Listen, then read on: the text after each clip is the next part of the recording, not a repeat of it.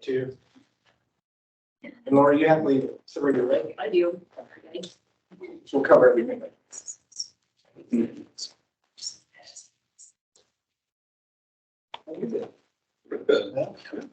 You're keeping me busy, so. Yes. I don't think it's being considered. I didn't, you know. Dangerous. So I'm just kidding. Hey, take something a little harder. Well, I'm sure this is doing it for you. That sounds. And Kristen, we got asked if we could record the conversation. Sure. it was. If we could record it. I've already on. Oh, okay, cool. Thank you. She's longer administrative.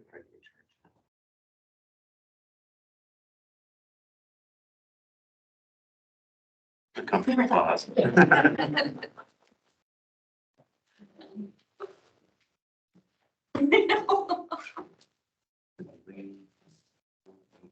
Okay, Janelle's here, cool. Janelle's there. All right, let's get started, I think. I think it's okay if we get started. Thank you all for coming. And people will join us in a second, but I thought this topic today was pretty important given some changes that are coming up and some concerns that we're hearing from some of our lawmakers. So we thought, let's have a conversation with you all so you kind of know what's being talked about out there. And some of the ideas that we've heard from some of our state partners across the country around what citizen engagement could look like. And so background for me, if you don't know this, I used to work at DHW for quite a long time. Then we did the health insurance exchange. That's where you and I went to DC and, you know. Okay, I should have that picture up. No, it's fine. Anyways, then I came over to the DMV and you start to realize that the way we engage with folks nowadays or the demands that the public has on government these days is whatever the public sector is doing. And in many cases, there's a few agencies, ITD, Fish and Game, DHW, that have the funds to be able to do a lot of that. But I think today what I'd like to talk about is what's possible if you guys are interested. But what I said, what we're doing here today, we're going to discuss some of the changes happening on the citizen engagement front. We're going to discuss some of your plans, if that's okay, with Angie and yourself, Michael, your team as well, which I guess is actually, I don't know if you're leading it or who's leading the sort of the website thoughts around Fish and Game. Okay. He's parks. Sorry. I'll mess you guys up all day long. But I know it sounds worse. But yes, I still do lead off. No, it's so funny. No, it's fun. I looked over at You're you. welcome. I talked to Susan last night. This isn't exactly my kind of mixing you up, but Albert, before, can we go around and do introductions? yes, yeah, right after we do this thing, great. But I think that for us to try to learn about your individual efforts and then talk about how we can collectively make some improvements. But I really want to make it clear because I think there's some folks that felt like this is a meeting to tell you to stop what you're doing. And that's not what we're doing. So Angie, you guys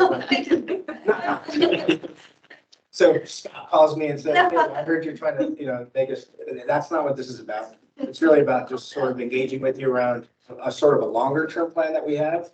And whether you want to be an early adopter of that plan, or if you're like, no, we're going to go ahead and go in this direction for now, but let us know when you start doing these other things. So if we could do some introductions, it would be good for us to know who's online and who's in the room. So Kristen, do we want to start with you? Oh, hi, I'm Kristen Bartz. I'm part of the communications team here at ITS. Great.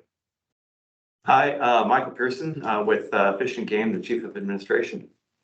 And I'm Adam Park. I'm the Bureau Chief for Idaho Fish and Game, Communications Bureau Chief, I should say. Thanks. Amber Worthington, Deputy Director of Fishing Game. I'm Bill Pinky and I lead the IT group at ITD. Steve Bailey, I'm the Director for Department Administration.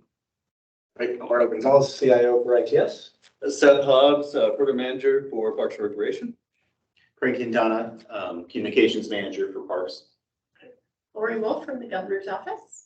Jennifer Gonzalez, Communications Manager for ITS. John Tomlinson, Communication Manager for Idaho Transportation Department. I'm Angie Hearing. I'm a senior PIO at ITD. Right. And you want to, Kristen, maybe coordinate the online?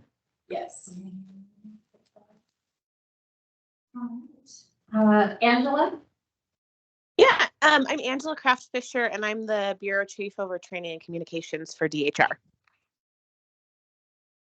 Then Christopher Bray? Hi, everybody. Chris Bray, Department of Corrections, Financial Officer.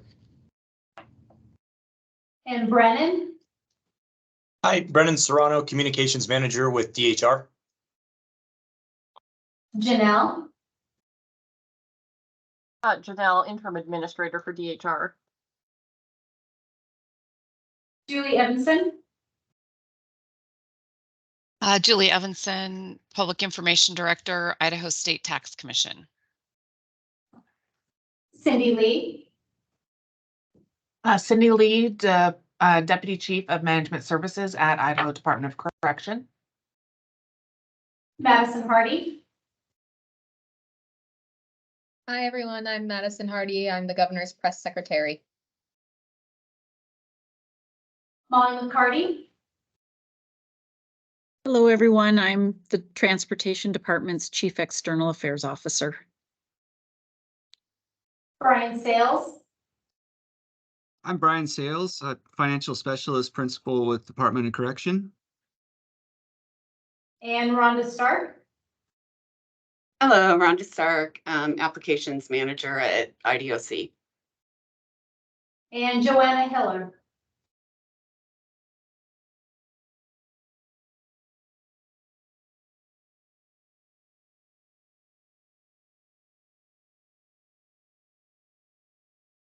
Joanna, would you like to introduce yourself?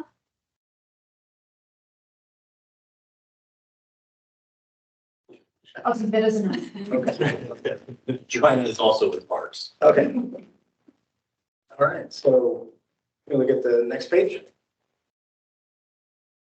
So current state for the way we do citizen engagement in a lot of the agencies. So in most cases throughout the state, we are mostly using WordPress sites, templates that were built and maintained by Access Idaho.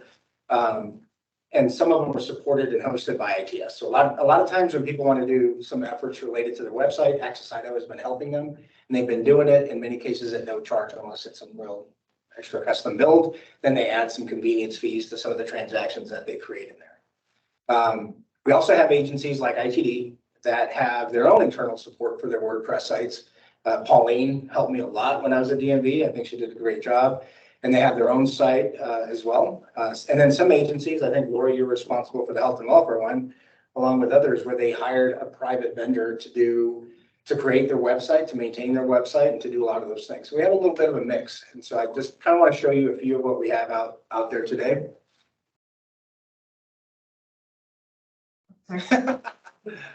So here's the health and welfare site. So this was custom built by Portland WebWorks.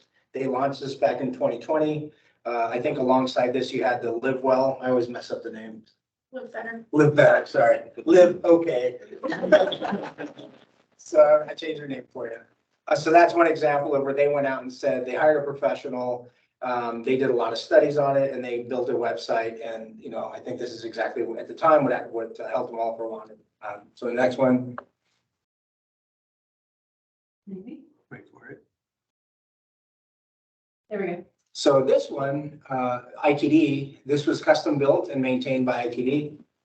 We have some inside story on this thing because Tyler Jackson, who worked for us, had a lot to do with the creation of this website. He's our CTO now. But it's maintained a lot by Pauline. And really, I don't know if you have other people that do it, but Pauline was kind of our go-to person. So we had Pauline. And the funny part is, not to tease, but if Pauline wasn't there, we're like, oh, sure, we'll have to wait till Pauline gets back to do this. Or we try to find somebody that might have the ability to do that. And sometimes we did have a few people trained. And that was at ITD, which is a pretty large agency. Next one. Fish and Game. We have their Drupal site. It's created in-house. Pretty damn good job. I think it looks really good. Matter. What do you like about this there, Pearson? No, there's just a lot behind it. There's over 300,000 pages behind it. I did hear about that. Good Lord, okay. It's pretty. DHR, Janelle, this is your site. This is another one that's a WordPress site. It's maintained in-house. I don't know if Brendan or others in there are taking care of this thing, but it's maintained in-house, and every now and then they have to seek some support from Access Idaho as well. We built our own site just recently. When I got here about a year ago, I said, how is it that our IT group has the ugliest website in the entire state of Idaho? I said, can we just do something? And Jennifer came on board and I said, can you please help build us a new website? So we hired a local firm. They did it for really inexpensive, did a really good job for us. And so we just launched this a couple of months ago, actually. So we just did that. So it's WordPress. It was built in WordPress. The reason we built it in WordPress, because ITA today says you have to build it in WordPress. We have certain templates that you have to follow. And if you're not going to do that, you're supposed to request an exemption for not following the templates or the WordPress piece that we're doing. So we're very proud to say it follows the template guidelines for IT policy that many people don't really follow, so it doesn't matter. Okay, next page. Well, when we built it at Health Welfare, we did get the exemption. Did you? I feel like, please We did go through the whole ITA. Okay, great. Department of Labor, do we have labor on? I don't think we did. But we were waiting to hear from them, like, how was this site created? It was not one of our standard templates, so either someone in-house built it or they hired somebody locally that built it. But this was not an Access Idaho website. We know that for a fact. Yep, that one. So Madison, that's yours if you go back. Because I know Madison is, I think you have a background in actually like this space. So Madison, this is your site. It was built by Access Idaho. It's WordPress, and I think Access Idaho does a lot of the enhancements that are necessary for this site. All right. And here's some examples of what the standard sites look like. So we did try, and Access Idaho tried to build some variety in the WordPress sites. And so, and they're really nice. Some of them have gotten really creative with them. I think we have some really pretty sites in the state. So, but I wanted to show you some of the templates that were built by Access Idaho. So here's a bigger reason of why we're meeting. It's not so much that you guys are about to embark on your own websites, but it's really that we're about to change citizen engagement. And I know Steve and Lori and Janelle heard this yesterday. Scott Stokes from IT also heard this yesterday, but the contract, the 28-year-old contract that we have with Access Idaho is going away. So it's not going to exist anymore. And so that means that what changes is that the free services they were offering, which I'll talk a little bit about right now, and I will, quick disclaimer, I will tell you my own personal feelings about it so that you don't think I'm not even going to try to be vague about it. I'm just going to share some of my thoughts. But it didn't matter what I thought about it. It really mattered that we met with the people that were using Access Idaho. So that little green bar that you see at the bottom right, we met with 40 folks representing the agencies, the cities, and the counties that use Access Idaho. And we wanted to get some feedback from them because we don't, you know, one of the things we're trying to change at ITS is that we don't want to make decisions in a vacuum. We don't want ITS to drive changes and make decisions that impact the way you work, the cost, you know, your cost model. I know Pearson, you were hanging out with Tower yesterday. So it's important to you what you're paying for, right? So we got a lot of feedback, and I will tell you that many of the agencies, their comment was, please don't take Access Idaho away from me. Like, I depend on them, they're a good partner. And I felt like some of them were planted, like, you know, with the good relationship we have, because I'm really, just kidding. Okay, you're gonna start to see my own bias here in a minute. The problem that we had was that we had many of those 40 that maybe publicly weren't saying it, but they're like, we need some options. Like, we want some options. We want faster responses. As an example, like Doppel waited almost a year for them to get their website updated because they had to get in line with the limited staffing that Access Idaho had. And when we look at this, and I talked to Jeff Anderson from Liquor yesterday, I'm like, Jeff, what do you guys pay for your credit card fees? He's like, we pay 2%, and that's all inclusive. Amex, Discover, it doesn't matter. It's 2%. And most, when I go to NASCIO conferences or when Lisa was going to AMBA conferences, those are long names, DMV conferences, CIO conferences, we had vendors telling us like 3%, like we do it for 1.9, we can do it for 2.0. Of course, we realized that with that 3%, Access Idaho was operating what they call free services, but I do believe they were limited and people had to wait for them. And a lot of times they were doing them, they were very responsive to the agencies that were paying the bills, but not so much to the agencies that weren't. So I felt like there was a little bit of that, but then Lori and I have been working on this, I don't know, Lori, 4 years that we've been in minimum. Yeah. Just trying to get something different here. And really what we were trying to do was, in listening to a lot of the feedback, was if we go out for an RFP and we award it to somebody else, that's going to cause a lot of pain. The transition to move to someone else, the agencies you don't want to change do not want that. They're willing to stay with Access Idaho and not go through like some required massive change. So we said, all right, we can't do that. Fortunately, we're becoming, working with Steve and Valerie, we've really started to look at our NASPO options that are available, NASPO Cloud, NASPO Citizen Engagement. In Citizen Engagement, what we get is a few options to work directly with some of these agencies to get credit card fees that are different, to maybe not, rather than give all the profits to these vendors, that maybe we set aside a fund and we let you use different vendors to help you establish some of your websites, to do some enhancements and do some of these things. So a lot of what they were doing for free, we're saying we still want that. So what we're doing is we're asking them to cap their fees at 2%, at 0.5%, and that 0.5% is what's going to fund our citizen engagement. And that citizen engagement fund is how we're going to pay for those services that a lot of the agencies don't have the money for. You guys have money, DHW has money, ITD has billions of dollars. I'm just teasing. That's how we talk about ITD. We went after you guys at JFAC, so we were good. So we thought this was just a different option. So we were able to preserve Access Idaho for those that want it, but we were able to expand on the options. And keep in mind, we are still working, Valerie and I are still working at finalizing the participating addendums with NASPO and with these, there's 2 of them for just the credit card thing, right? So I don't want you to focus just on the credit card piece, because really what we have is the option to work with a bunch of other people on the website stuff, on some of those other things with the funding that we start to accumulate over time. We still have some work to do. We're working on the receipt authority, spend authority, some of the typical sort of legislative things, but we're moving in this direction. The contract expires in January, so we have to do something. So the benefits of the change: lower fees, revenue sharing, we build a fund, and we get more control. And a lot of agencies say, I know this group, maybe they're allowed or they're within NASPO Cloud or NASPO Citizen Engagement, and we can work with different people now without doing this huge RFP or anything like that. The current projects, there are a lot of projects in flight with Access Idaho today. And so those projects will continue to go in flight. Access Idaho is going to continue to do those.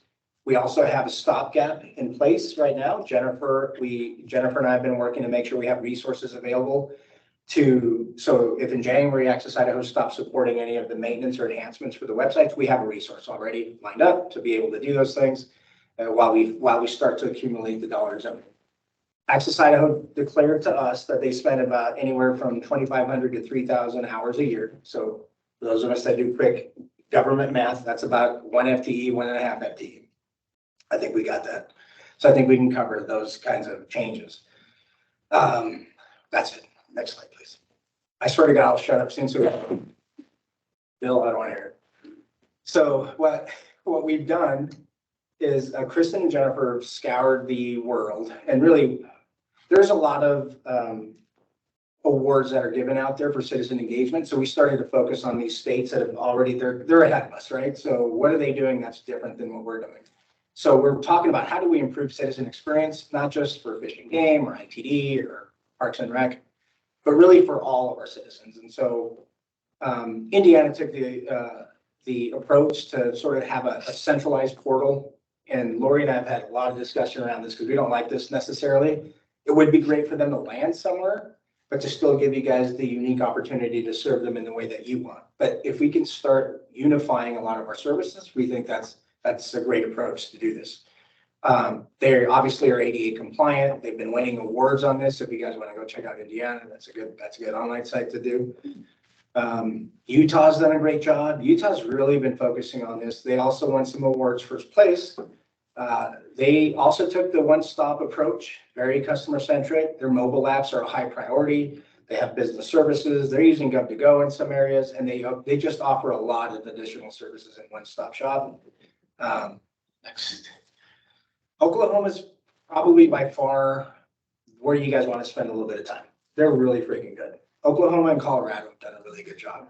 And they also take a little bit of that approach of one-stop shop. There's similar branding across the board. The governor would have to decide, yeah, I'd really like our agencies to have some standard branding across the board. But what's really happening here, and I'll get to the abilities or what we want to enable that doesn't exist today in a minute. This is like where Bill and I were having coffee last week, and I was like, Bill, I'm not talking to you right now. Because he was like, what's different? I'm like, I'll tell you what's different next week, but with me. So let's move on.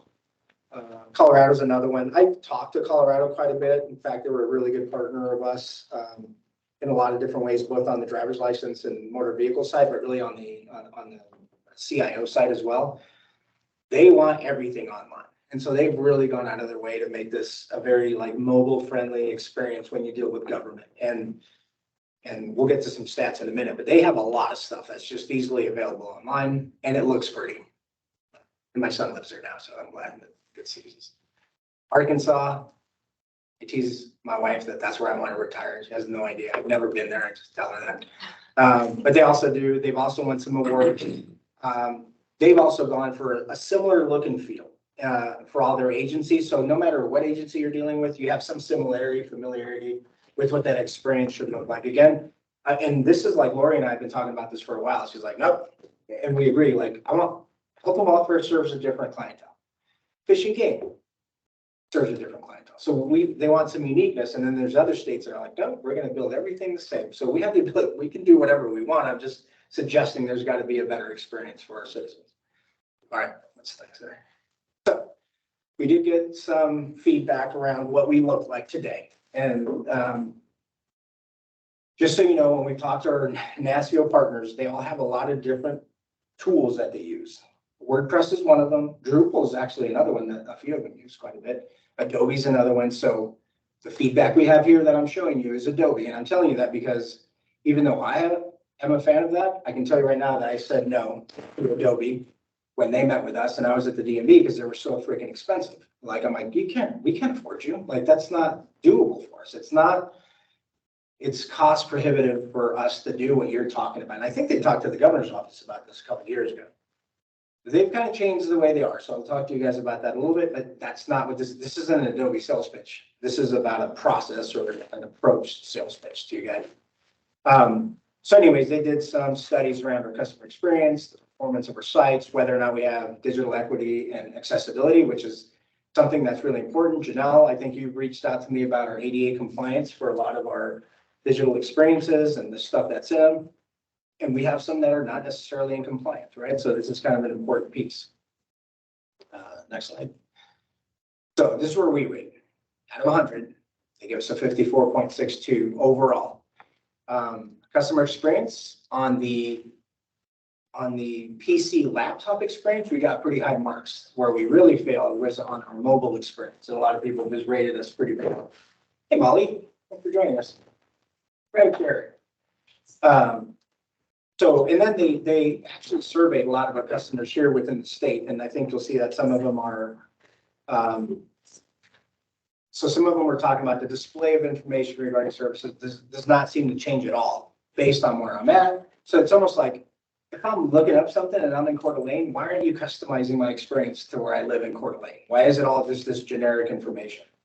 DHW, not a knock on them, but they're saying, how is it that I enroll in Medicaid, but I can't do anything online? I have to actually call somebody or go somewhere in person. Like, why are you not offering these services to me online? Parts of the forms are difficult to use. I was only able to send them an email about a question. In other words, it's like the experience is all over the freaking place, right? Depending on the website. Okay, excellent. It's funny because when I got this and it said digital equity, I'm like, it's Idaho. I don't know what you mean by that, but probably not going to fly here. But most of us, and we were rated in the basic. So we're basic. And I think if you ask kids, you're so basic is not really well received. So I think for us, being in basic is kind of, we're not on the lower side. We're in the basic side. And a lot of our states that are ahead of us, as you see, Oklahoma, Utah, they're not exactly cutting edge, but they're moving into the emerging and into the advanced. And what that means is that they're starting to customize that experience that they're having when they're interacting with state government. And so, of course, you start to see the Nikes, Sephora's, Home Depot. I'm on Home Depot all the freaking time, so I know that my experience is. Do you guys do this? Home Depot, you're looking for something before you even go there. You know what aisle and bay it's in. Like, to me, I love that part of it. Nike, I know I bought my shoes there as well. So I know these experiences on the private sector, there's no reason why we can't start to think about the possibilities of having Idaho be at least emerging to advance. I know a lot of times we're like, at ITS or ETS, Shannon Barnes, this lady I used to work for, she's a sweet lady. She always wanted us to be upper right quadrant. And I'm like, upper right quadrant, like private sector is not upper right quadrant for Gartner. I said, we maybe need to dial it down a little bit. Let's start aiming for emerging in advance. And hopefully, we get excited enough that we move into the cutting edge space. Next slide, please. I'm almost done talking. Bill, here's your slide, buddy. This is what we're talking about. We're talking about creating a modernized citizen-friendly UX. This is one of the things Lori and I would talk to Access Idaho about. Our sites look dated and they continue to make sites look dated. And we thought we want a modernized citizen-friendly user experience. That's what we're talking about. We also think people should have like 50 passwords, or let's just say 7 passwords, 8 passwords to work with government. And by the way, when I talk about single sign-on and identity, I want us to do this not just for us. We should offer that service up to our cities and counties as well, because I think they could benefit from a lot of what we do. And they don't really have the resources to do this if we build it. I know Lisa McClellan over at the DMV has already been looking at this. You too, Bill. I think this probably does start with ITD, something like this. But I think it's something that increases security and improves the citizen experience. I think the fact, and yesterday, losing his name right now, juvenile criminal justice. Lord Julie Works, what's the director there? Monty. Yes, I forget Monty, that's a cool name. Monty says, why don't we do this? Why aren't we using chatbots, artificial intelligence, so that we're learning the behaviors and the patterns of people going onto our websites, so that we know that they're in Coeur d'Alene and we're giving them Coeur d'Alene specific information, or that we know that enough about them because we're exchanging information with one another, not to violate their privacy, but really to create a better experience. Why aren't we doing those things? I love that Monty brought that up yesterday. Could have given him a hug, actually, because I'm like, oh, you should join us tomorrow. Self-service. Okay, Lisa and I have been working so hard for the last 5 years over on the ITD side to do this. And it is amazing. And hopefully you guys personally have had a different experience with the DMV. And Lisa continues to do some really innovative things over there. Really advancing this particular effort. This is literally her goal. Skip the trip. People hate the DMV. Don't make them come to the DMV then. But actually now the DMVs in Idaho are having a really good reputation because you can make appointments the same day or the next day, and it's really becoming something beautiful because we've focused on skipping the trip. And even Lisa will tell you that our website still isn't what we want it to be. Like, it's great, it's better than what we had, and using the QR code and customizing it as much as we can on the back end using Java, it's really good. It's still not the site that we want it to be. We don't really use analytics to try to understand how to improve our websites. And we see forms still where people are still doing fillable PDFs, and which I'm sure Adobe likes, but actually they don't. But all these fillable PDFs are forms that really don't work, or Lori and I used to call digital repository, remember that?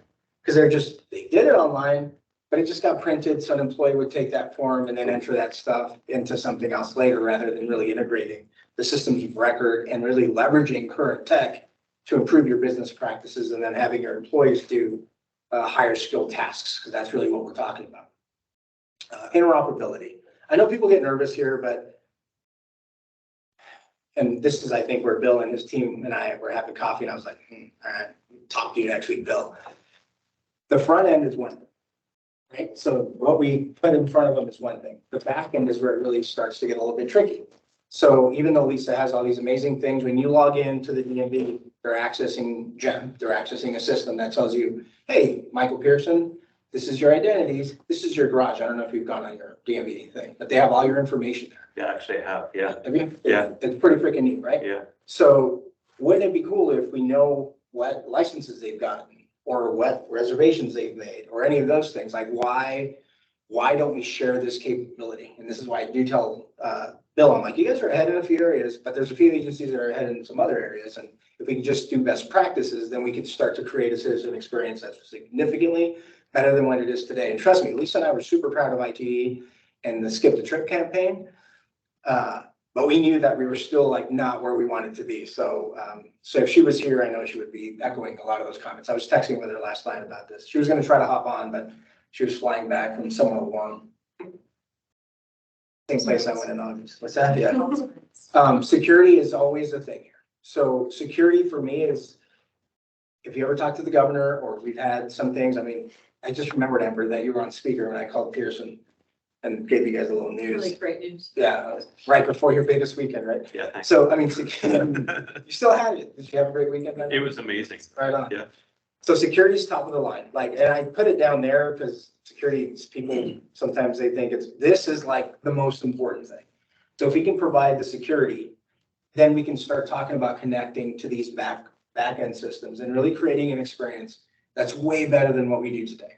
And then supportability is the last one I put on here because right now we have an app dev team. Well, Access Idaho tries to respond. We have an app dev team for a lot of the applications that we support that are just barely maintaining. Whatever we do, if we could do something so that it's not just Pauline, right?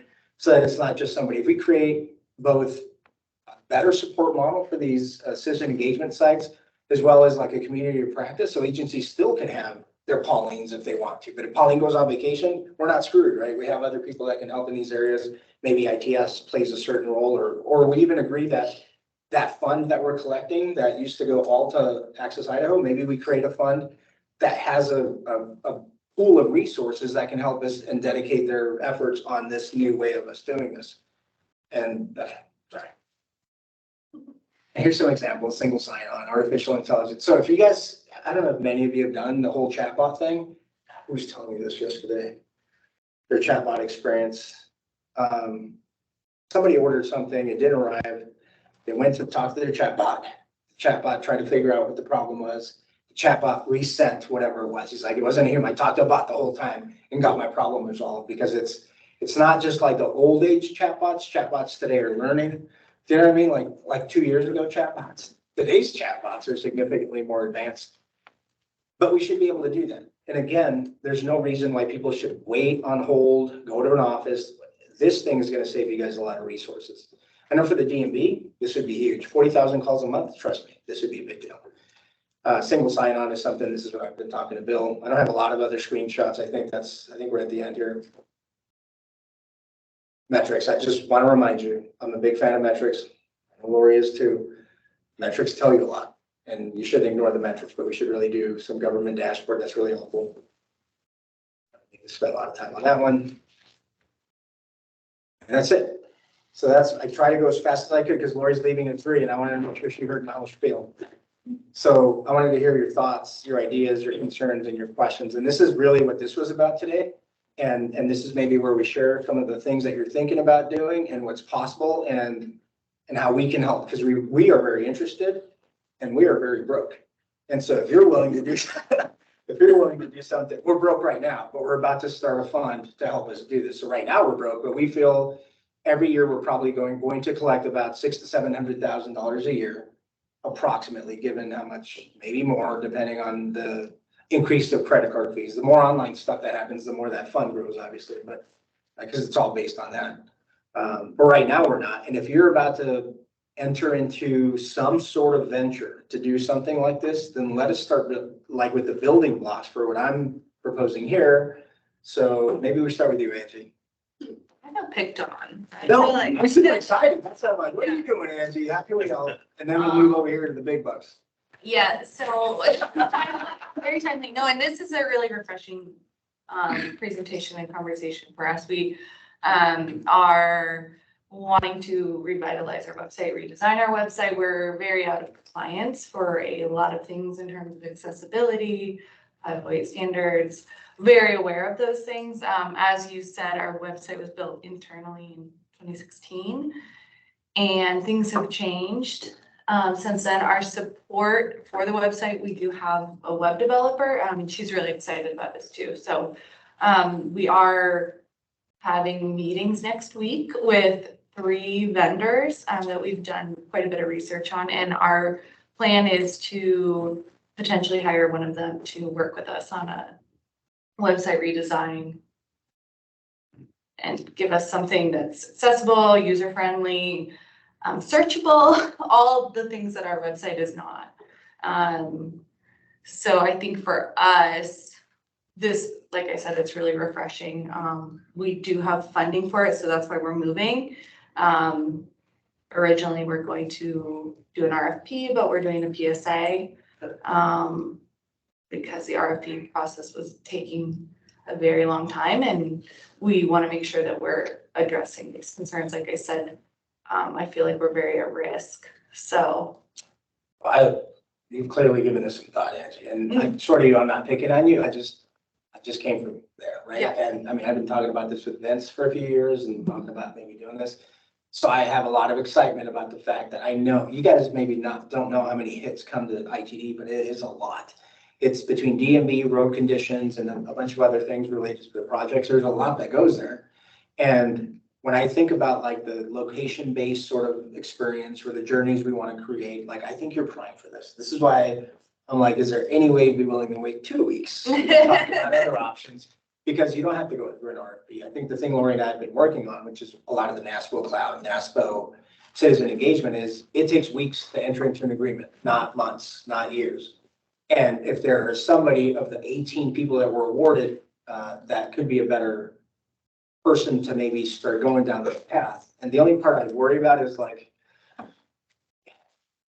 we can't move too fast and just pick a vendor because, you know, whatever. But at the same time, if generally speaking, we agree with some of the terms here that we're talking about creating, then maybe we can help pursue that with you and assign you somebody to help you and, you know, do some of those things and maybe start something with you that can then be leveraged by you guys when you guys are ready. They're talking about $8 million for their web. I'm just kidding.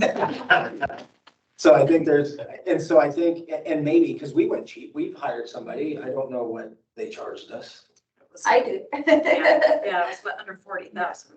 Yeah, so we spent but our website it's really just for the agencies. Submit a ticket. Here's a request. Here's our team. The end. That is not what ITD needs, right?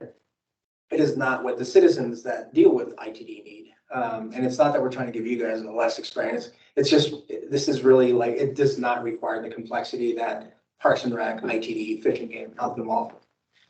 But I'd really love to start this with you guys because I think there's a lot of opportunity there. And then Parks and Rec, I know you guys are looking at things to improve the reservations and the way you guys do these things. So I don't know, hearing this, what you think? I personally love this idea. I've been wanting this for 3 years since I started with the state. A lot of our customers, they have, we intermix quite a bit where they come and they get the sticker from us, the registration sticker for an OHV, but they still need to go get the restricted use plate from ITD. And then they need to go to DMV to get their boat trailer registered. And then once they get on water, then they got a boat trailer. But we get the boat, you know, so there's a lot of intermixing. And once they get on the lake, then they need a fishing license as well. There's one place where they go and just click on it and it can send them through with one single sign on. I think it's a great idea. We're currently going through an RFP for a new contract right now with our Spirit system. We're paying them $2 million a year right now. You're paying them $9 a transaction. $9 a transaction. So, you know, to me, it's ridiculous. And I think you get a buck from that. Right? We do, yes. So I just think there's a better way. Absolutely. And I told Susan this last night. She's like, what do you mean? She's like, I'm sending Seth. Because I think she told you last night. She did. So, you know, I get it, Susan. Like, I agree with you 100%. And so then you guys who, I mean, your website, I think is still one of the better ones that are out there today. So I was actually surprised you guys were changing it just because I think it looks really cool. Then I heard how many freaking pages you had and I thought, holy crap. So I don't know what your thoughts are on what you're trying to build, you know, from a comms perspective, like what your idea is, what you're trying to create out of that, or whether any of you have fear in sharing, in allowing the creation of sort of a citizen profile. And I don't know what rules, regulations, or any of that exists, which we probably would have to learn as we go. I don't think there's probably a lot if you don't expose a lot of information. Hell, when you do the QR code for the DMV, it doesn't expose anything. It just, what says, is this the car you want to register? 1 year, 2 years, do you want a parks pass? That's it. And we can do a lot of that without exposing a lot. And you can say, it looks like you do all these other things. But what are your thoughts about what you were hearing? Well, I think this is really exciting because, you know, what we're trying to do is build a new website that's from the customer up instead of from like the biologist down, which is the way that we've built in the past, which is why we're so big.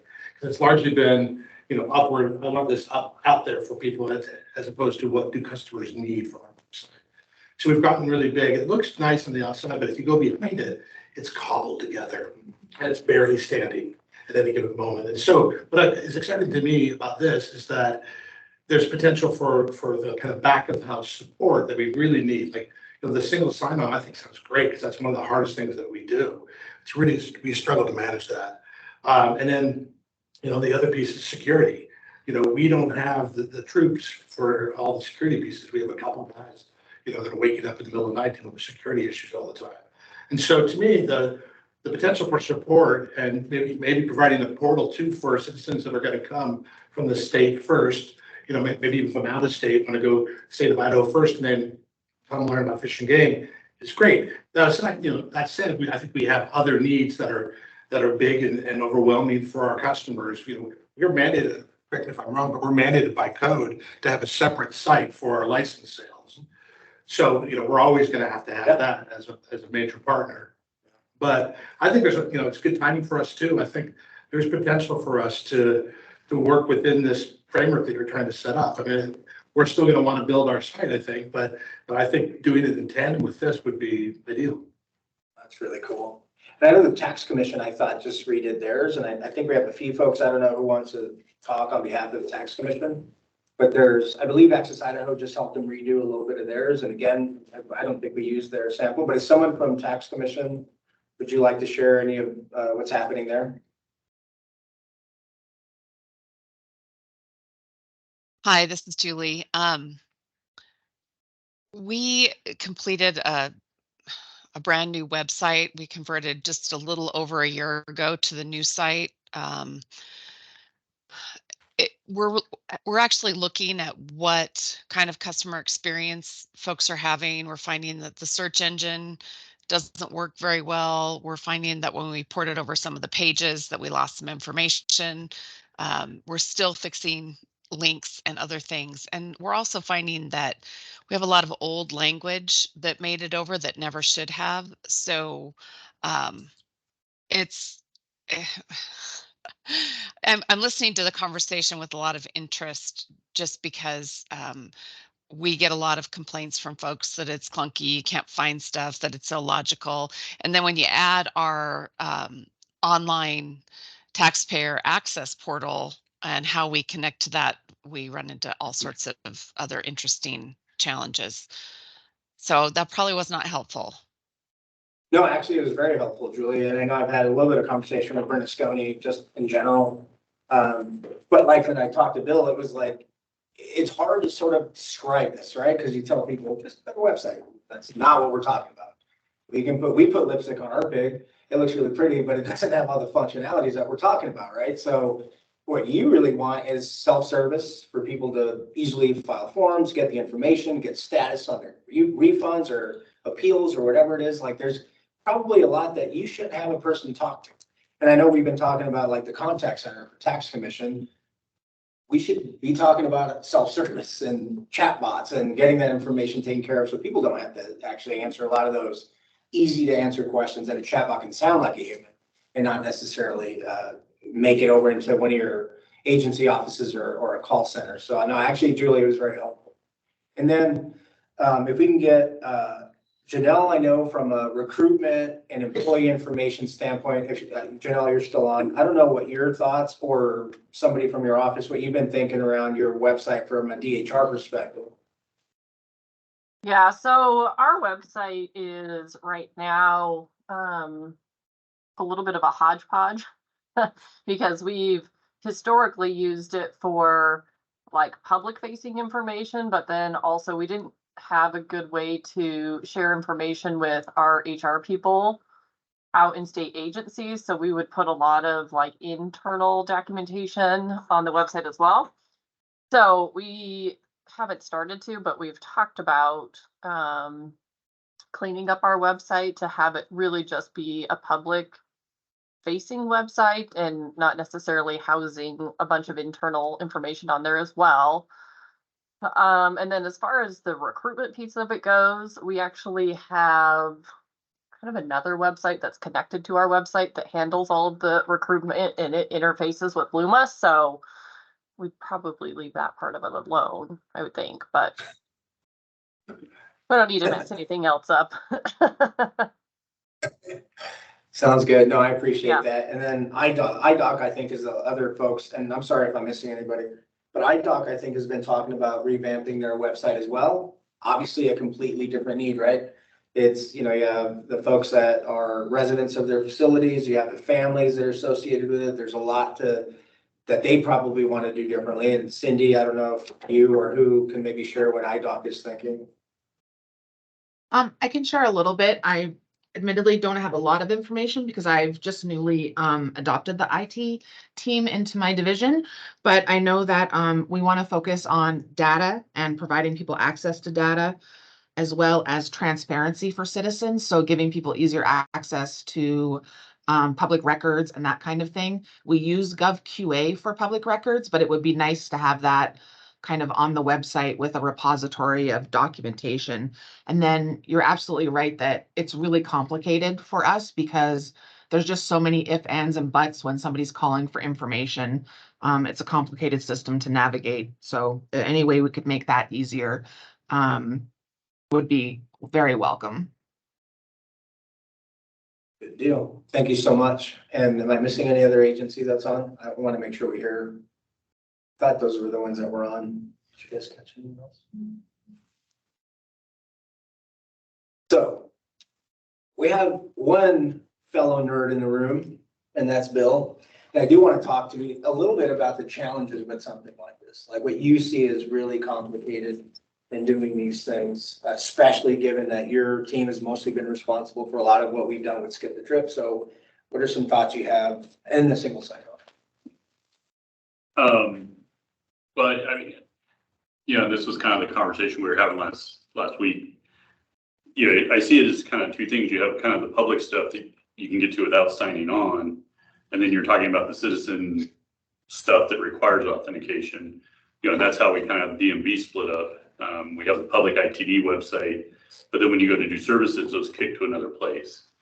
So I think, kind of understanding how you're going to engage with some of these things there can be tricky. It's not that they can't be in the same place. We obviously designed separately for a reason at ITD, partly because of the technology behind it and how we had to interact with the DMV system.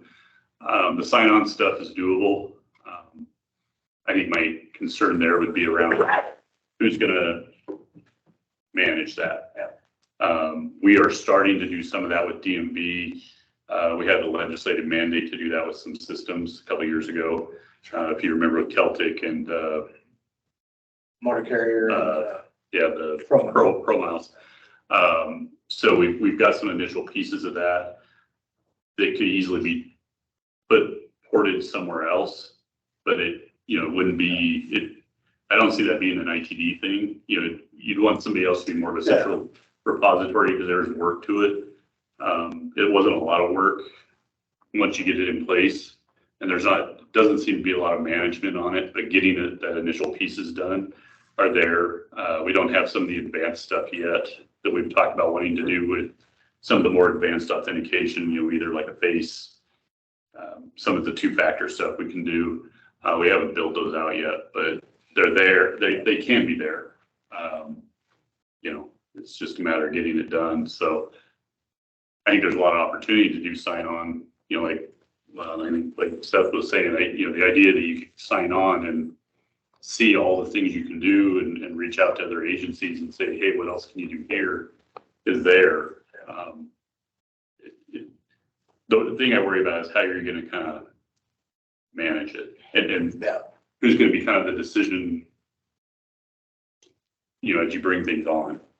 Yeah, no, that's a good point. No, I appreciate that. And I think for me, the cool thing is, like, we're not the first, right? We're not the first ones to do this. And I assure you that Colorado and Arkansas and Oklahoma, that health and welfare fishing game and DMV are not on the same system. I assure you of that. And the fact is that today there's web APIs. And now I'm talking nerd. See, I'm official nerd. Like, there are interfaces that make it really easy from your systems of record to expose information without jeopardizing a lot or compromising a lot of the security and stuff. Because there are calls that people make, right? So I think technically this is very possible. In my mind, I think the people in this room, transportation, fish and game, Parks and Rec, and even tax, without offending anybody else, are probably the four major areas where I think citizens engage with us the most, right? And to me, Health and Welfare is the other one, especially with the vital stats and some of the things that we do. So if we're able to even focus on those major agencies, perfect the things that we're talking about, because it's not, we're not going to do 70 agencies at once. But if we start with you, we move to you, we move to you. And I think ultimately we can start building this piece of citizen engagement that's different than what we have today. Because all of you are going to build these unique websites, unique to yourselves. I don't know whether you're building a lot of the capabilities that we're talking about here or not. And then others don't get to leverage it.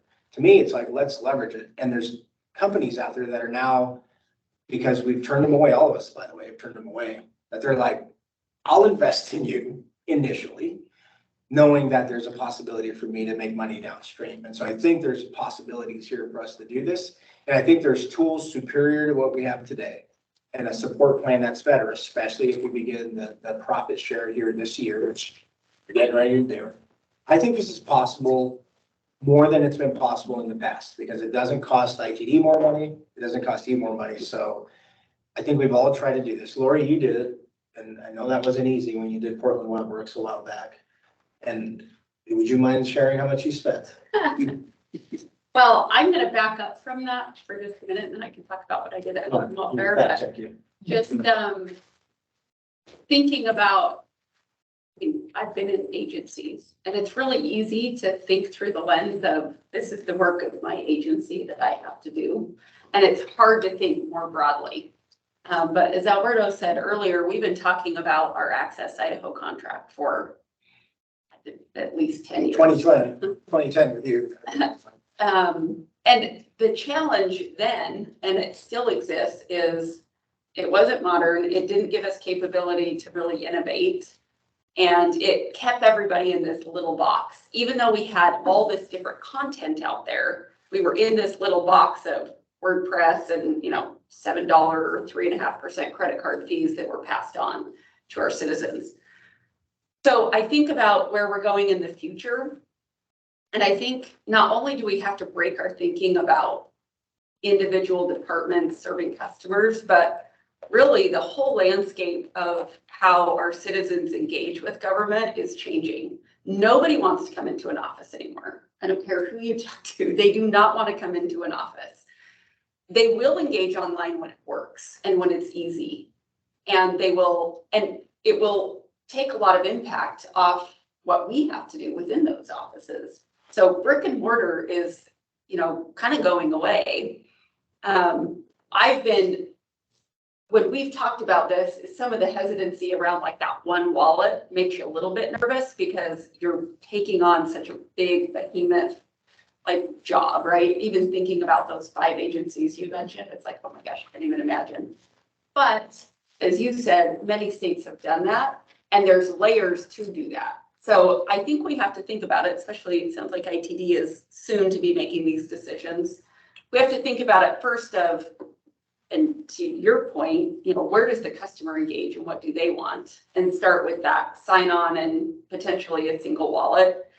And then we think about, okay, now what does the department need to own? And there's some content management that obviously each department's going to own separately. And then we have to think about, do we have on-prem or cloud? And it's ridiculous if we start going into 2 different models on that. We have to start moving, right? And then if we're ever going to get into AI, we need to start taking steps forward for, policies around that and how much we're going to use that and the impact on our customers. So I would just say, in going through over years of trying to help with that customer engagement and knowing how complicated it is and knowing, are they interacting with us where they're purchasing a service like a registration or a fishing license or, making a park rec, or are we just sharing content out with people so that they're well informed? I think we have to think a little more. We have to realize that IT owns one layer and then I think the departments own another layer and we really have to work together. In the past, we've all kind of done it internally as our comms managers. And I'm just going to admit, when we did the Health and Welfare website several years ago, we basically did that from a comms perspective. We did do it in Drupal and we did do it in the cloud. And it was really just about getting content out there. but we missed opportunities to be able to create, I think, what you're saying, which is, you know, how do we make this bigger and a better experience for the customers? Tried to do it a little bit with Live Better, but we just could not get people on board who wanted to engage in like looking at it from, it doesn't matter what department you're in, it just matters what service you want. But we have an opportunity. And I know in talking with the governor about this and with his office about, you know, what do we do with the Access Idaho contract and how do we move forward? He is very supportive of this kind of, you know, one wallet, one sign-in, streamlined government. And mostly because in the end, it will save costs, but mostly it'll increase trust and transparency in government. And that's one of his big initiatives. So back to your original question about how much it costs. We stood up that website in about 4 months. We worked really hard and I couldn't get a lot of people in our department to do it. So I'm literally creating content. There were like a group of 4 of us who were doing it. And we were trying to stay away from the 3,000 pages that we had before in our WordPress. But we still had several hundred because it's so big. But it really did not cost that much. I mean, I think we invested a couple $100,000 into on an annual contract that was in the cloud. But it just gave us, from a content management perspective, and this is what I loved, we didn't need a, what was her name, Paula? Pauline. We didn't need a Pauline. Anybody in their division who needed to make a change, who had rights, could log in and update the content. And that was a game changer for health and welfare because we were the same way before, and you would go in a queue and, you know, it might be 2 or 3 months out before you're updating content that needed to be updated yesterday. So but the tools out there now are just incredible. And it's not like it was in the past where it's a year-long project to get a website up. And just the single wallet and the opportunities that exist there, it's incredible. So I appreciate ITS taking at least that, you know, infrastructure and modeling, kind of owning that and helping drive us and informing us on what those options are, and then bringing departments in for content and delivery. I appreciate that, Lori. That's really well said. And I really thought you spent more money than that, but I'll fact check you later. It's, I'll have to do it for you. I do think on the first page, I said, we're not telling you to stop what you're doing. And AJ, I promise you, I think you're full steam ahead. But I think if given an opportunity, whether it starts with you, or even you guys, I mean, I think this is a great opportunity for the state. So it is beyond you guys. And now that I'm here, I keep thinking about it. Okay, how do we help the rest of the agencies? You know, when I was at DMV, Bill, how do we help DMV? That was really, you know, what we were focused on. But I think this is a great opportunity. Also, one thing to note, and this is just the way I am as a user of services. I have all my plane apps, right, when I travel, but I don't have accounts for anyone. So there is this thing like what Bill's talking about, where some people don't want an account. They want the ability to engage and transact, in some cases as a guest. And I think that's still something that we can keep in the back of our minds wherever possible, because if it's not needed, let's not force them to do it. The easier, the better. And let them decide whether they want to do more than that. So I guess for me, it's really right now we failed to talk a little bit about my conversations with Rayble and with Foreman and with a few others. And I think it's really important because, and with Cook, because they're demanding of us responsible use of IT dollars, right? I know you got to go. Thanks so much. And thanks again for chatting with me today. Good to see everybody. I think it's they're asking us, are we being responsible? If somebody wants to invest in X, Y, and Z, how are you leveraging that for everybody else? And so we've talked a lot about like, what's our role? And Lori said it pretty well. Like, yeah, it's great for leading the thought and the architecture, but we don't make decisions. Like, that's not what this is about. We don't want control of this, as a matter of fact. We just want to sort of facilitate the possibility and have a role. If we need to have a support role, then we'll absolutely have that support role. But that's not what it's about. But the very pointed questions to us around who is my owner? I think you guys probably got the most recent conversation with Rayble, which was who's spending money on this? And so a lot of times it's like, I'm not going to go rat on you guys that you're working on this, but it's being talked about like, wait, so we're talking about potentially with with you guys two included in the conversation. Are we really talking about, you know, $2 million or $3 million combined that only a few get to benefit from? Like, why aren't we leveraging this for everybody? That's the conversation. That's literally what I wrote in the intro for you guys. It's like, hey, we've heard these things and we've been looking at this. It hasn't been like our top priority because, you know, we did the same thing you did. We just hired somebody to build our website. They did it for 30 grand. And by the way, the story of the content transfer, I'll warn you right now, because Jennifer, asked her, and Kristen and Greg, I think were the three, trying to, for the small amount of content that we had to get, pulling teeth to get content managers to contribute to that. That is going to be your biggest challenge. But there's already a lot there in what you have, so then maybe take a different approach. But I think for me, it's really having a conversation. I would say today's purpose was really, here's my thoughts, and here's some of what's driving us looking at this and trying to architect something that could benefit the state. Being truthful about my conversations with some of the JFAC members around making sure that we're being responsible with taxpayer dollars and that others get to leverage it. But I think some of you are not there yet.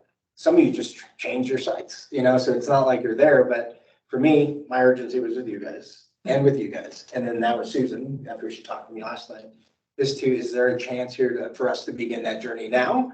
Or do you want us to just back off? We'll revisit this when you guys get funding next year and we'll say that's part of the plan, is that we're going to do that.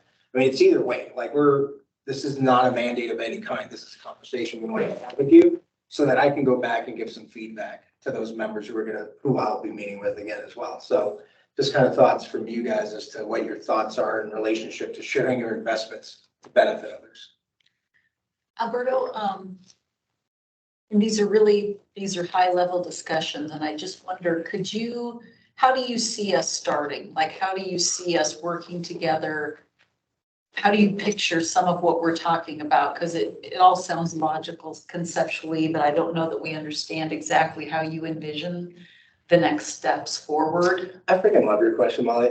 I used to have this person that had a million ideas, and I asked that question, like, how do you envision that idea coming true? Because we all have great ideas. Yeah. But how do you do it? I think we hire the right vendor. I think we choose the functionalities that we want that will benefit you, but will benefit everybody else. We put them in a standard format. I think this is a vendor-led effort. This is not an ITS-led effort. And I think that we start to sort of inventory the tools that we have that become available to others. And we keep it in this sort of, it's old term, but it kind of means the same thing to me now, which is open architecture, meaning we leave it in a way that when someone else is ready to share with you, then we start to share with you, because it's not going to be 10 agencies at once. I do think ITD could lead the way on this thing. I will tell you right now, my honest opinion, I'm not pre-selecting anybody, but I've been looking at this from the lens of ITD for like 3 years. So I've been looking at Salesforce and Adobe and a bunch of others that have really high costs to them. I prefer Adobe. And the only reason I prefer Adobe is because most of our comms people are using Adobe Create. They're familiar with the tools, a lot of the folks that you would use. That could be a great option for us. But other states are saying Drupal is pretty damn nice. Like, you should really look at Drupal, because Drupal is very user-friendly. The licensing is much cheaper. And I don't know what the resources are out there that are available to implement something like that. And then, of course, we are a WordPress place. It probably would be easier for us to migrate into WordPress if that's what we want to do. But to me, a lot of the tools, we just did this with WordPress and the guys that built their site, trying to find sort of the plugins and to put pieces together to get the functionality we're talking about. And they're all from like different pieces versus finding a vendor that has it all. Salesforce is one of them, Adobe's another one. Like, there's a few out there. It was cost prohibitive for the DMV to do it. It was going to cost us $250,000 a year in licensing alone. But then you realize, as you go down the road of, I'm not talking about one agency, I'm talking about many agencies. And now the conversation is, all your agencies, it would cost $400,000 a year. Now it's like, it seems a little more doable, right? If we're talking 5-7 grand allocated. And at first I thought, if we allocated, right? Now you're talking SWICAP, right? Or pass-through fees. However, we're about to start collecting the pass-through fees. That money would have gone to Access Idaho otherwise. So why not use that money to cover the cost of licensing for those services that do provide us a lot of that stuff that we have, and have them invest in this and let them do it. You know what I mean? So for me, there's a win-win here for us, potentially, for us not to have to worry about those huge licensing fees to get the state-of-the-art stuff that's available now, that's been proven time and time again to work. And we can do a very quick assessment, provide 3 vendors, I'm talking weeks, not months. And then make a decision with you guys around going down the path and assigning you somebody that would work with you guys to help us ensure that we're putting in place a lot of the stuff that we were talking about. So you wouldn't do it alone, nor would you depend solely on a vendor. So we have interest in it. At the same time, we're just as burnt out as everybody else. So if you guys punted and said, oh, what do you do with Fish and Game? And then we have a little bit more of a runway to plan for it. But if you guys wanted to delay like a month or so, I think we could do this. And we could do it in a way that I know we could probably help cover the costs moving forward, and that companies would invest in doing this, because there are a lot of folks. And when I say Salesforce and Adobe, because they're the ones that are like, all right, we'll do it basically for free to start, as long as we start the conversation. And I'm like, that sounds really cute, but let's talk actual numbers beyond your first investment, because then we get stuck with some ridiculous licensing, which is what we've experienced with some of the current licensing structures that we have. So we want some price guarantees. We want some minimal increase or increase over time. Like if we have a 5-year license with them, we want some guarantees that it's not going to jump up like what we just had with our firewall folks. It went from 400,000 a year to 800,000 a year. We negotiated it down to 6, but it's like, we've got to protect ourselves from the gouging that's happening in the software industry now. But those are some of the things I'm thinking about. So do you think, would you see value in, so like Angie said, we've got some vendors that we've researched. Would you see value in having you or your team join us and have these discussions and, get educated and see that as kind of part of beginning the process of figuring out how do we work together? Or would that be? No, I love that idea. That way we might learn that there's other opportunities out there. And I don't know if you're comfortable sharing who you're talking to, but are they local? Are they national? Of course. So we are talking to Portland WebWorks. Okay. And then a company based out of Olympia that did Watchdog's website. Oh, they have a good website. And then a company based out of Boulder. All are primarily Drupal shops. Cool. I say we look at that. I will say my thought with Adobe, and I've looked into this too, is that open source or does that become like a proprietary? Oh, it's proprietary. It's proprietary. It's there. So we're stuck. Yeah, it's like Microsoft, right? Yeah. Good luck. You guys want to go to Google Suite? Yeah. Because that's really what we were up against this year, right? The pricing's there. I think we capped the pricing at $387, I think, a license, but it was $300 for several years. But so that means it went up, 25%, whatever it is. So you do the math for me, Michael. So, I think you're right. And there is that fear for us in terms of the licensing, but we also know Microsoft works and we know we can depend on it and we know what we're getting, which is why we're on it. You want to give up your Excel, buddy? No, I'm not gonna. So I think it's really thinking about that. You're right with your statement. And I've always worried about boxing ourselves into something that, God forbid, we have to remove ourselves from it, several years down the road. Because there's money, it costs money. So decisions we would make now would impact others who need to make decisions 5-7 years from now, right? So it's a fair question. Right, yeah, and that's a big concern for us, is like the longevity of something. Like, are we making a choice that's gonna in 5 years be reversed? Yeah. That's a good point. As far as timelines go, we've got a small amount of money to be able to try to do this. We were finding that, as Angie mentioned, the RFP process was difficult and, was a little concerning in terms of looking how that was going to work. So here we are looking at, okay, we can move forward, with a piece of funding to try to make some progress. And so, we would just want to talk about that a little bit more and figure out, okay, do we need to slow down? Can we still, is there still, the ability to utilize that? Or are we going to need to take a step back and go back to RFP process and what that brings? Those are just kind of the questions I think we would have. Great questions, because so the thing we talked about in the director's meeting yesterday was, hey, we're going after these NASPO contracts, meaning they're already negotiated. So when we did NASPO Cloud, the recent version, we just signed it like a month ago. Steve's team helped us with that. We brought in SHI, Carahsoft, there's several companies that came in that with a catalog of services that's insane, which means now it's a matter of weeks, not an RFP, it's a PO. Hey, 3 companies were wanting to do this. We do this with bars now, and we do it with other places. So we now have NASPO Cloud, and we also are signing our NASPO citizen engagement. Same concept, right? Who builds platforms? Who builds websites? And now you don't have to go to an RFP. What I'm worried about, what you're saying with the PSA, even though we spent 30 grand and I described you, our site was very basic. You're capped at 100 grand. I don't think. 150. Oh, did they raise it? Yeah, went up 50%. Yeah. We just got it. Authority to 150. I'm like, you can't buy laptops for 100. Anyways. Yeah, exactly. So I'm worried about the complexity of what you need and the price tag that you're talking about. But I also think that if you talked about not having to go out for an RFP, able to access somebody, whether it's a Drupal or not, by the way, somebody who's on the NASPO Cloud or NASPO Citizen Engagement to perform that service, then you're sort of relieved of that cap. And so you can now say, I can spend 300 grand instead of 150, all with the thought that the capabilities, do you mind going back to the capability slide real quick? Like start thinking about like, how are you going to change the way people interact with ITD? And it doesn't, to me, it really doesn't matter. Like I said, I loved Adobe because to me, it seemed like the tools, in fact, James and your technical folks were like, we would interact easier on the back end with those tools than other tools. But Angie's comment is wise.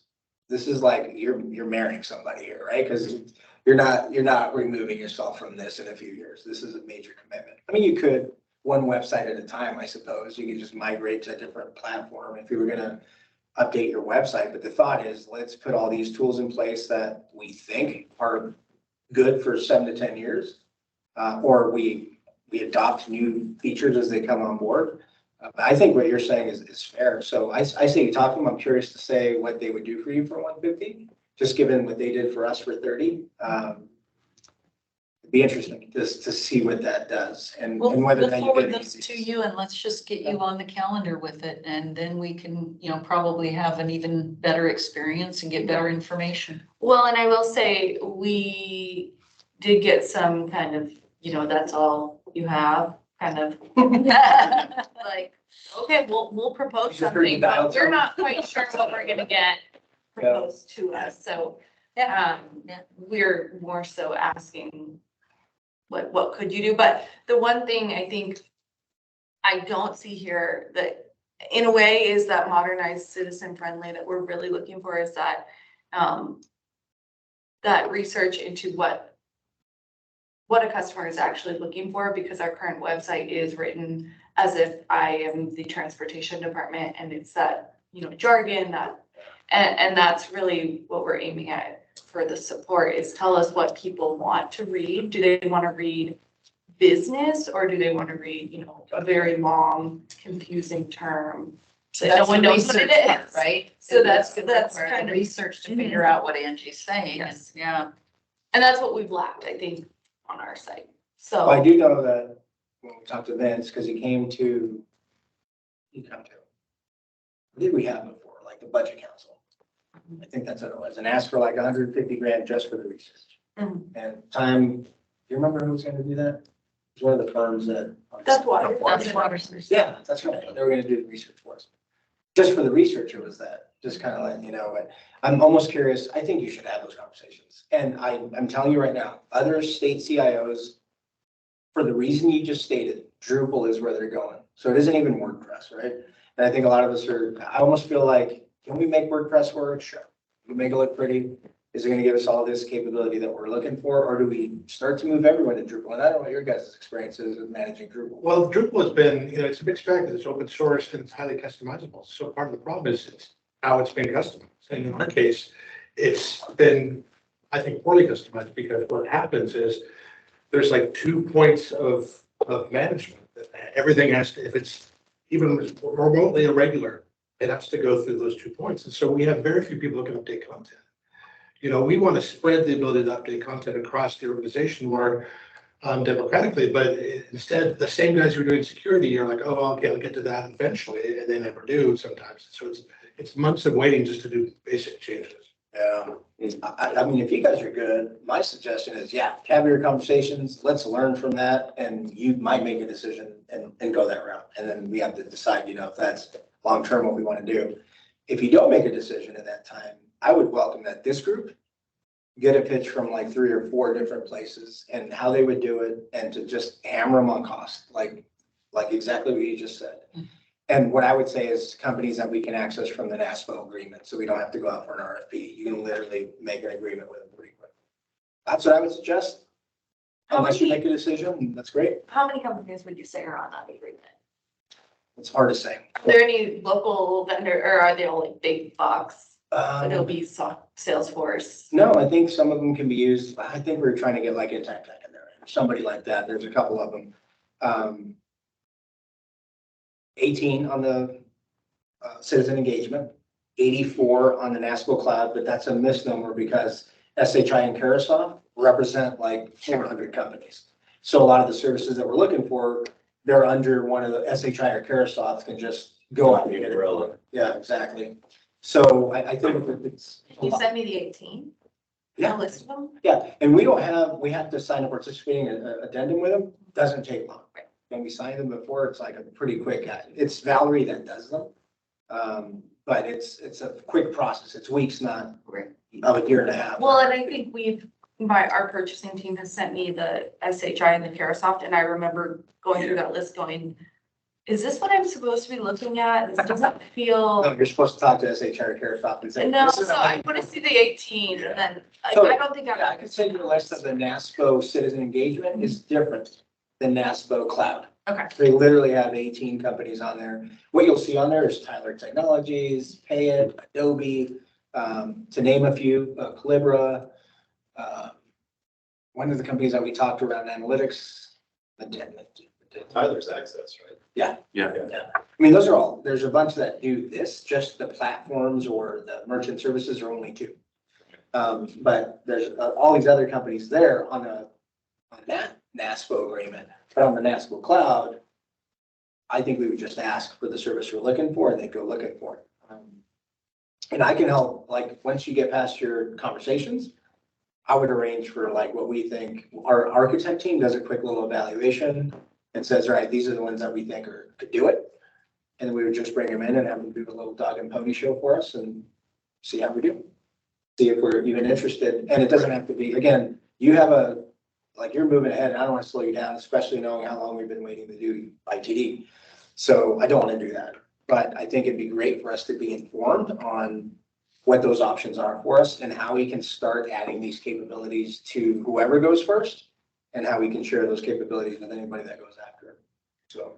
Well, we want to be very carefully coordinated in our messaging. We are, of course, all of us in this room are concerned about what our legislature thinks about our choices with technology. I think we would all agree that we have struggles with that because there's a lot of interest and in some cases skepticism about the decisions we make. And it's just a real challenge. And so we want to make sure, that you come away with the message that we're working together and that when those, you are going to have these conversations with those legislators. We've heard the same thing. We can tell that they are just very interested and concerned, although we're not completely sure that we understand like exactly what they're after, which is not actually uncommon. But, we certainly want to make sure that the message is we are leveraging, we are talking with each other. We want to do everything we can to make sure that our purchases are, our investments are very, very wise and carefully done, and working with ITS is, I have to believe that's going to give them a lot of assurance.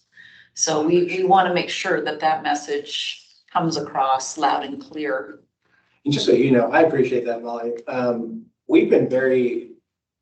We try to be very realistic with them. You take the document management system. When is everyone moving to Laserfish? We're not freaking moving the DMV to Laserfish. They're married to the O365 solution that they have, and we have a bunch of other agencies that have their own. I said, it's not that easy. If you want us to have enterprise agreements, it probably should be more than one. You can't box it's not, one size does not fit all. And so we try to be sort of to educate them as well on what some of the challenges are. And even with this thing, this is not an easy lift by any means.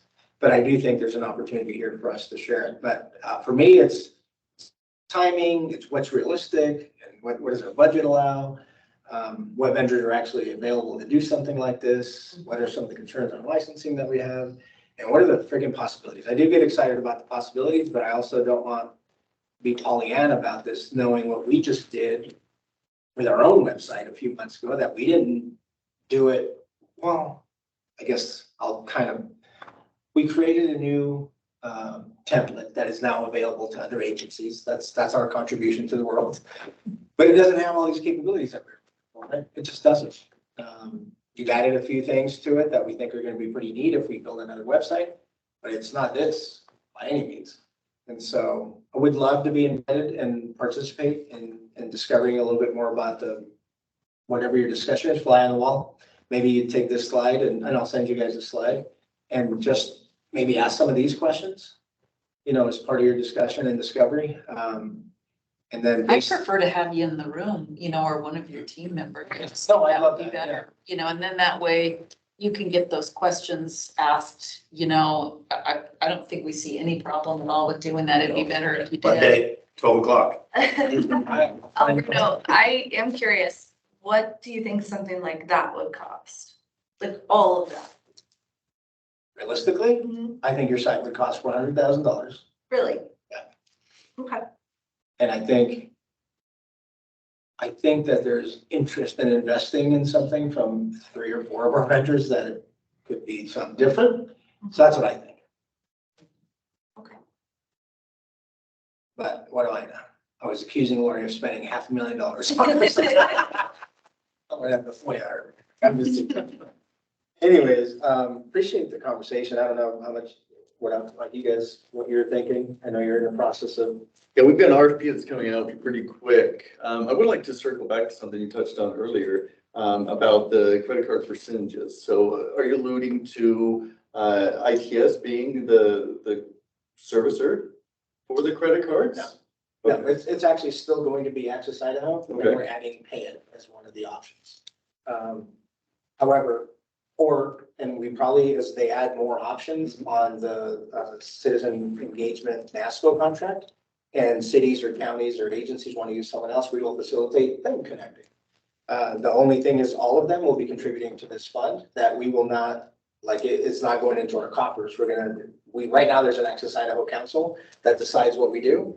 So we're creating something similar so we can prioritize what that investment needs to look like for citizen engagement. That's all the money. What's that? That's the 0.5%. Yes, so it's gonna be 2% for them, 0.5% for the fund, which is still less than the 3% we charge. So, and then of course it gives us access to use different things. Right. The integration, we're set up much like you guys are with the vendor doing the backside business thing. How does that, I love the idea of the seamless customer experience. I think we all do. That would just be fabulous. And what we have now, I think, is cumbersome. They come to our website and then we transfer them over to Aspira, which sort of looks like us, but functions nothing like us. And so it's anything but seamless. Yeah, that's a tough part, honestly, because even what Bill did, right, which is they created their own shopping cart, we'll call it, okay? So it's looks like Gem, they present all this information, but when you're ready to pay, it still pops up Access Idaho. And so it still has that other, so there's gotta be different ways to do that better, because again, other states have done this already, so it'd be great to learn from them and see what they did and what services, how they made it look a little bit less seamless or more seamless than what we have. But I think it really just comes down to interfaces. And so if we want to present motor carrier information, we would have to tell Celtic or ProMiles or somebody to open up an API and probably enter into discussions on what the security look like for that, and what does a call restriction look, call meaning call for information, what is the restriction for that, what do they present back? There is some back end stuff to build. This is why Bill's nervous right now. He's so scared right now about what we're talking about because he's going to be involved. But I think it's technically possible. I just think we need to explore it. And I do think we're kind of stuck because we're all thinking WordPress, Drupal, like we've been in this space. Our website's 2015, 2016. How old is your website? Into 2020. That's not that long ago. like 2010. Yeah. You don't get 300,000 pages. Like rings on a tree. Ironically, we moved from Drupal to WordPress. Now I'm hearing like, people touting how good Drupal is. Man, I would love seeing that. Well, and we were thinking the opposite. We were thinking of going WordPress, honestly, because. This is why. Well, even like with our website, I mean, the company that we work with, they're a WordPress, like that is their, Right, that's their jam. yeah, and again, ours is like basic site, it's truly. Well, my understanding is that like in the 2000s, WordPress was considered, it had a bad reputation as being just ultra basic. But what I've been told by people who know is that it's gotten much more capable and much more advanced and easy to use. For us, we want to have it user ease, for the people that are placing content. I think we should ask our company so just so you know, the stopgap that Jennifer and I created is we asked the guy, how would you like to be a staff aug for ITS? PSO, background, CAI. And it's not like we couldn't expand upon that. So you talk to them and they're like, yeah, we can use go to WordPress. And maybe that's the direction we go, right? Like, because it's a local firm, we have a conversation. We were happy with their design and technical staff. So that is an option, right? For us to just PSO people and do basically what we did with Jeff.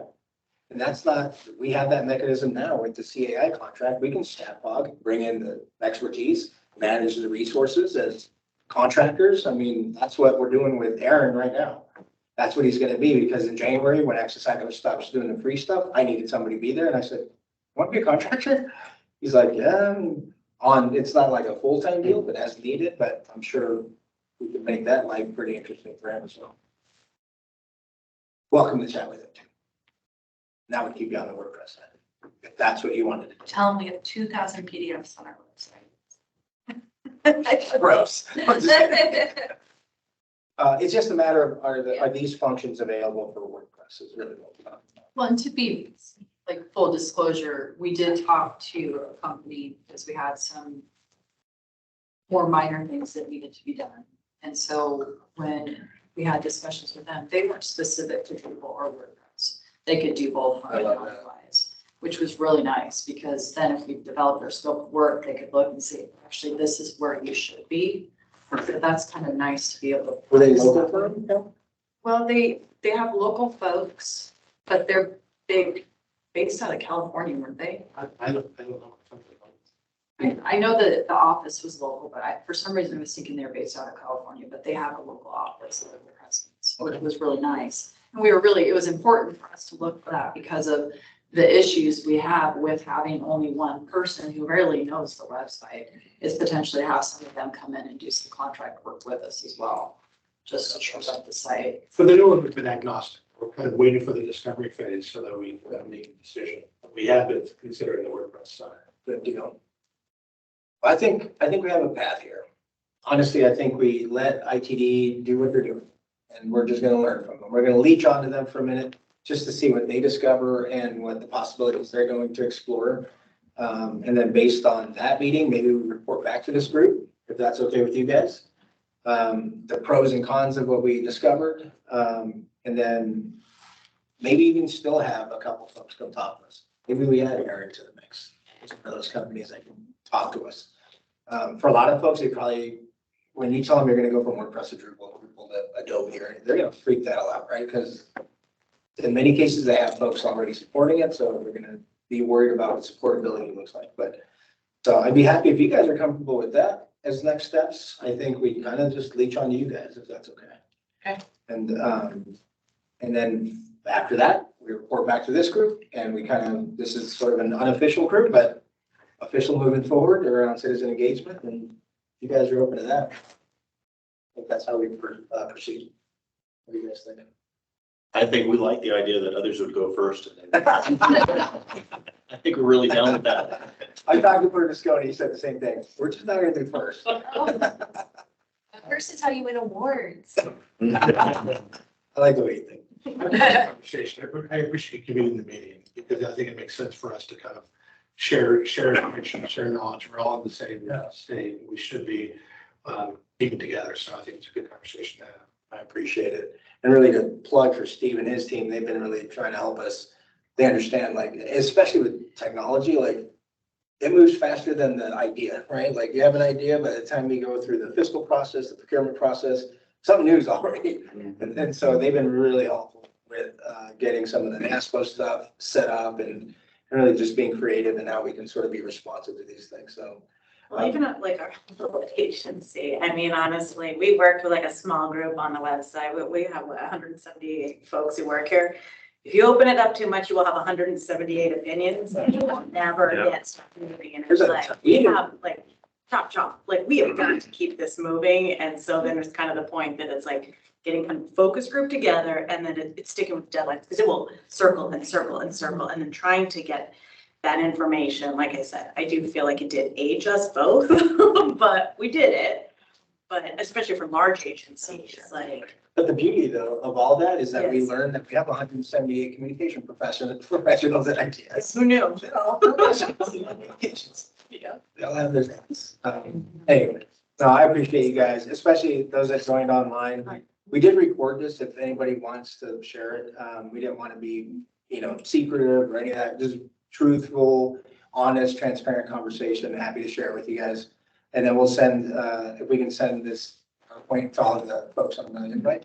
That would be awesome. Thanks, Kristen. And then I'll have someone there because I'm in Yellowstone this weekend and I'll be back Wednesday. Okay. So Jennifer. Oh, so how much commitment do you really have? I'll be thinking about it the whole year. I'll have Randy drive and I'll just look at all these other websites while I'm on We'll think of you while you're doing, whatever. Snowmobile. Snowmobiling, yeah. That'd be awesome. Doing some Parks and Rec fishing game activity. My license. Did I ever share with you what happened with, I guess it was land, we had the security team come in, like about the guard from 6 states came in to see how secure the states were being, or the agencies were being. So they hacked the Twitter page for, I think it was lands, and the Montana guard did it. And so they didn't post it, but they said, if you think Idaho is great, you should see Montana. And they said, this is what people can come here. Obviously, they were in a very controlled environment, letting us know what need to fix, but I thought it was fishing game. That they did it too. No, we had a different. Yeah, that's right. All right, guys, thanks so much. Appreciate it. Thank you. Yeah, you did. I know you missed them.